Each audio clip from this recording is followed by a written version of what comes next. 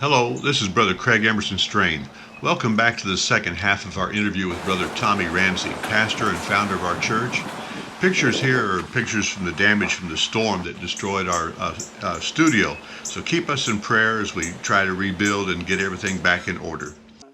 And I felt like that was the Lord showing me that was my last trip.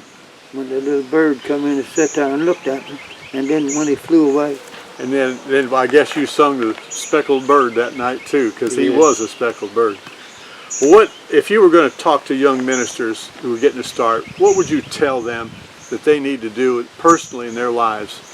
First thing, they need to get their life ready and get those things. And don't go out there to think they're going to make a whole lot of money. The young evangelists and all. In fact, it'd be so hard to evangelize today, because back then, even in the winter, whenever I'd come in, I'd go back somewhere and be in a meeting all week, come in, all during the week, come in and pick up Bobby and the children and go back for the weekend. And you could just go down the road to another church when you had one revival over and start another 10-day revival. You know, you mentioned Bobby. How important is it to have the right mates and her whole role in a ministry? Is it just on your shoulders? Is it the two of you? No, I've had lots of shoulders. In fact, you and Linda started with us when she's 9 years old. Teresa was 7. That's quite a way to raise kids, isn't it? Yeah. I would think. Oh yeah, sleeping in an old school bus. But we were young, happy. But people, I'll tell you one thing, like the Lord was our present. Like there was a preacher there. He was a oneness preacher. I didn't have much confidence in him, but his daughter, she must have kind of backslid, I reckon. And she come in at service, and he wanted to show us that his daughter could play organ. When she walked up and got on that organ, hit the key with that organ, and it went black. Wouldn't let her play it. No, that's right. Isn't that something? She screamed and jumped off of that organ stool, and the lights come back on. Oh my. Yeah, Lord, stop things. So it's a fearful thing to fall into the hands of a living God? That's right. Would that be the scripture? But I never, in all those years, I had one tent blow down. And it was my fault. I didn't set it right. Well, how many times did you set tents? I mean, oh Lord.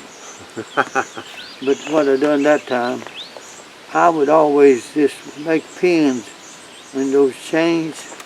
Instead of just hooking in the hook, I'd put it up and run the hook through the ring up on the tent and make a pin out of it.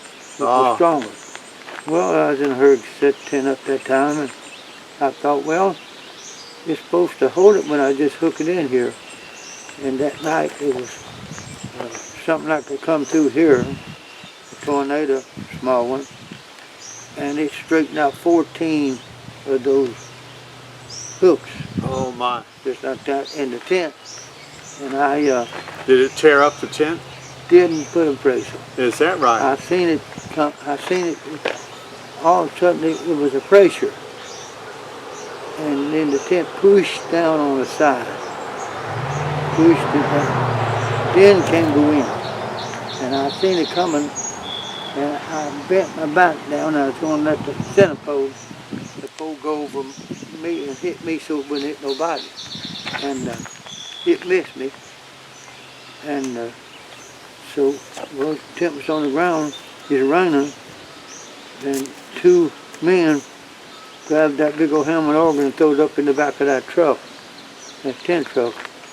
And they said, "What you going to do, Brother Ramsey?" I said, "Set this tent back if you all will stay with me tonight."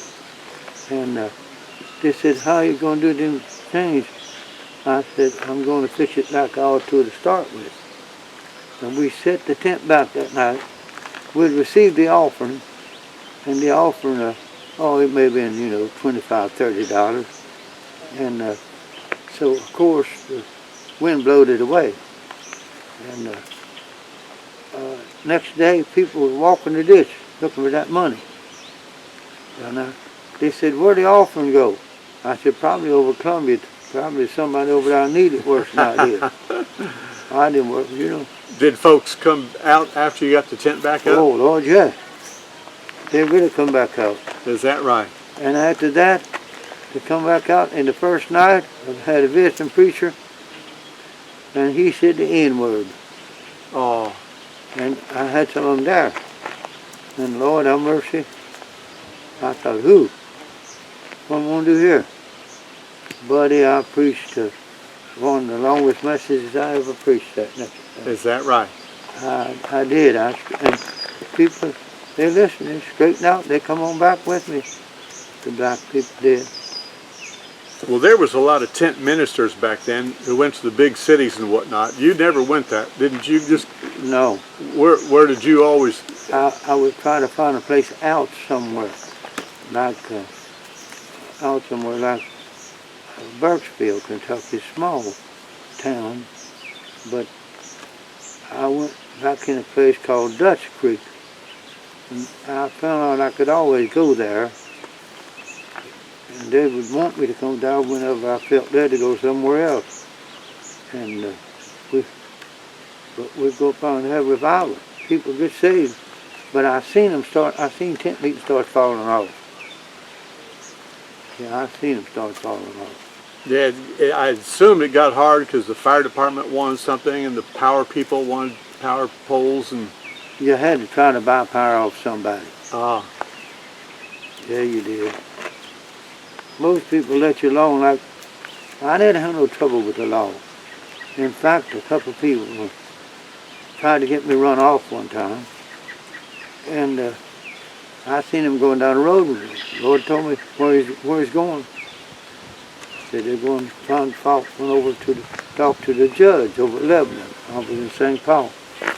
And the judge said, well, what's bothering you? What is happening? I said, well, they have that music and loud and all that. I said, well, what did the man that owned the property say? He said he didn't care if he stayed here all summer. And so the judge said, well, the only thing I need to tell you, if the man that owns the property don't care, if he stays there all summer, just go, if you got sick people there, get them to go over and let that preacher pray for them. What about that? And the judge told him that. I never had no trouble out the law. What happened to people like that in their life who not only defied you, but defied the gospel? I've often wondered that one old man, I think the other was probably so wicked that he didn't care, but one of them came to my meeting later, even whenever I moved it on down to another place. I've often wondered because he felt condemned for doing that. I've often wondered what happened to him. It's necessary to be in church. I knew a woman down there had a 1,000-acre farm. Bought it her husband bought it during the Depression. She had lots of land and she was faithful in church. A long time faithful in church. I could sit on her property any time. Finally, she said to me one night, she said, I can live as good out of church as I can in church. I said, well, you may, but I can't. I said, I got to go to church. So she let her son put a bluegrass barn up on her property. And she was a lady up in the late 60s at least. And somebody said they seen her over there kind of dancing to the music. And so she had to go to the doctor, and she was in the doctor's office talking about her children. She loved her children, and dropped dead. Oh my. She couldn't live very good there. But maybe God took her on. Yeah.